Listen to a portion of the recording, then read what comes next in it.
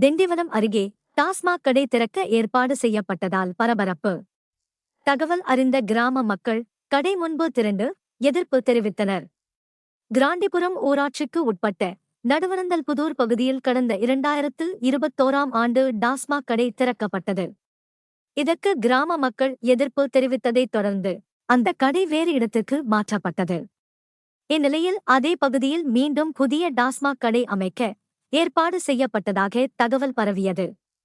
இதையடுத்து கிராம மக்கள் கடை முன்பு திரண்டு எதிர்ப்பு தெரிவித்தனர். இடத்தின் உரிமையாளருக்கும் பொதுமக்களுக்கும் இடையே வாக்குவாதம் ஏற்பட்டது.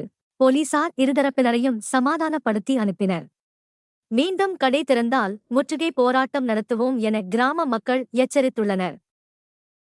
மேலும் செய்திகளுக்கு திண்டிவனம் செய்திகள் சேனலை சப்ஸ்கிரைப் பண்ணுங்க.